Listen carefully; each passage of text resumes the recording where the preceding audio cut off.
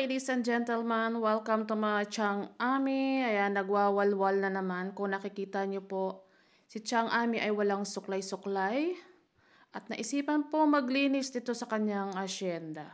Ang asyenda ni Chang Ami ay nasa likod lamang po ng aming bahay dahil wala na po kaming boy. So, ang Chang Ami po ay all around na ngayon. Tagalinis, tagaputol, alalay, yaya, tagaluto, lahat na po. So, ang akala ng iba dyan, nandito lang tayo sa abroad, pero lahat po ng trabaho dito ay ginagawa natin. Ayan, nagko-content na tayo, ikaw na taga-video, ikaw pa taga-bit-bit ng camera, ikaw pa ang magwa-vlog, o diba? Ang sarap ng buhay bilang content creator. So, ayan po ang aking asyenda na mayroong mga nakatanim na napakadami. O, ayan, diba? Pasilip-silip lang si Chang Ami na mukhang talagang hindi nagsuklay, mukhang kagigising lang talaga. Ganyan lang po talaga ako pag nasa loob ng bahay. Yung sasabi nila na kapag nasa bahay, ay mukha ka pong niluray-luray ng itsura, pero pag nasa labas po, ay mukhang tao naman tayo. Nasa bahay lang naman po yan. Kaya wala nang suklay-suklay at wala nang salasalamin kung ano na lang po ang itsura natin sa maghapon. Ayan na lang po talaga. So, ayan ang aking pong malunggay na kailangan ko pong putol-putulin para po tumubo na naman ng fresh. Meron tayo mga talisay dyan, mga bula-bulaklak, ayan. So, mayroon po kaming tagaputol talaga dyan, pero hindi ko po mahagilap at hindi rin mahagilap ng aking ina, ng aking nanay. Kaya sabi niya, kung kaya mong putulin, putulin mo. Sabi ko, ako pa, ma. Ako pa, lahat kaya kong putulin, pati buhay ng iba, charot. Hindi po. Pati ang mga kasamaan ng ating mga kaibigan, pwede po nating putulin yan in a nice way po, ha? So, ayan. So, silip-silip. Walang taga-abot sa akin ng aking mga paraparnalya, ng aking itak, ng aking gunting na malaki na pinanggugupit ko. At the same time, ang aking telepono ay ewan ko ba, galaw ng galaw dyan. So, ayan, puputulin ko po lahat ang mga malunggay na yan para po tumubo na naman siya ng maganda. Kasi parang natutuyot na po. Parang po yung katulad ng nagpuputol dyan, natuyot na din.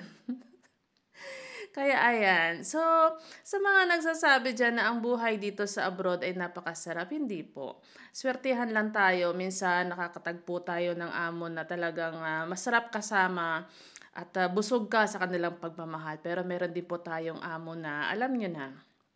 Hindi ko naman po nila lahat. Pero swertihan lang po talaga ang pag-abroad. So, ayan, di ba? Ang gulo-gulo ko. Kung saan-saan naman napunta ang aking video. Ayan. So, hindi ko po alam kung paano ko po yan puputulin. Gusto ko putulin lahat, pero ang itak ko po ay kasing liit lang ng aking kamay. So, ayan, mga maliliit lang po. Pero yung pinakatuktok niyan, ewan ko kung mapuputol ko siya. Pero itatry ko po. Kasi ilang araw po talagang umuulan-ulan dito. Hindi naman po ulan. Ewan ko, ulan nga ba yun? Kasi hindi ko alam bakit basa lagi dito sa likod ng bahay namin.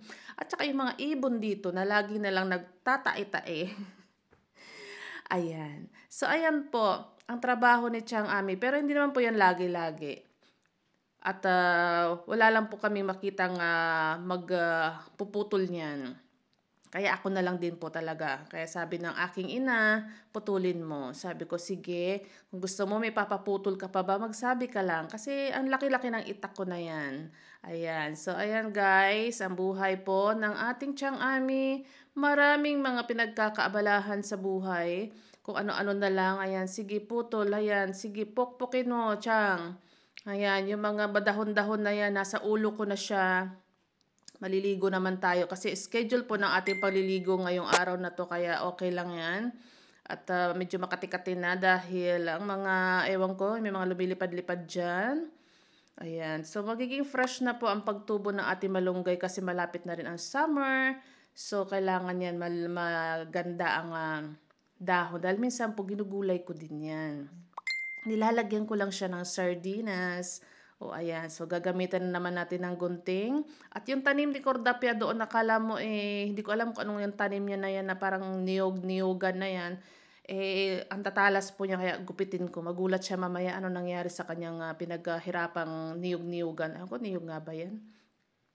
So ayan, ang sakit pala sa lalamunan mag-voice over. Ano? So, antayin po natin matapos si Chang sa kanyang pagtuwad-tuwad dyan.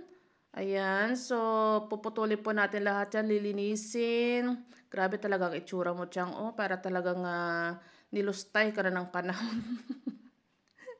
Chang, sa next time, pag nag-vlog ka naman, Chang, magsuklay ka naman, Chang, 'di ba? Wala ka pang kilay diyan. So, okay lang yan. That's the life every day. Ayan. So, ayan, pinutol ko na yan lahat. Hindi ko po pwedeng putulin yung mga gumagapang papunta dun sa pader kasi baka po ako ang putulin ng aking amo dahil binili po niya yan. Nilagyan namin ng mga sinulid para umakyat daw doon. Sabi ko, sige, pag may umakyat dyan, yari ka. Sabi niya, wala namang aakyat dyan. So, ayan, safe naman po tayo dito sa UAE kasi alam mo, wala naman dito mga akyat bahay gang. Ako lang po talaga yung akyat ng akyat kung saan-saan dyan at namimitas ng kung ano-ano. Ayan, sige Chang. Pagpatuloy mo ang paggagawa mo ang paglilinis ng malunggay na yan para matuwa naman ng nanay mamaya pag uwi niya. Kasi sabi niya, mamayang hapon ko daw gawin pero ginawa ko ng mas maaga. At syempre, may suhol yan. So bago niya yan ipagawa sa akin, meron na yung binigay sa akin na pang Jollibee ko mamaya. At syempre, ginanahan naman. Basta may ganyan may pa under the table, gaganahan talaga yan si Chang magtrabaho dyan, di ba? Kahit sabi mo, mayroon pa yung extra work na gagawin. Inuna ko muna yan kasi yan ang unang may bayad. Charot. Ayan. So, tuwan-tuwa na yan mamaya si mama pag nakita niya, ay, naputol na. Ang usapan namin ay mamayang hapon pa, pero ginawa ko na ngayon. O, di ba? So, ayan, tapos na yung ating pagpuputol. Chang, nasaan ka na? Bilisan mo na dahil magluluto ka pa ng lunch. Ay, ayun. Nagwalis na pala si Chang. Linisin at mamaya yung aming tagatapon ng basura, papakuha ko na lang yan. Kasi kung siya pa ang aantayin ko magputol yan, abutin kami ng 1.5 year bago niya putuli yan. Kasi yung aming tagatapon ng basura ay puro mamaya, bukas, sunod na araw. Hanggang sa tumubo na ng tumubo ng makapal ang malunggay na yan, hindi pa rin napuputol.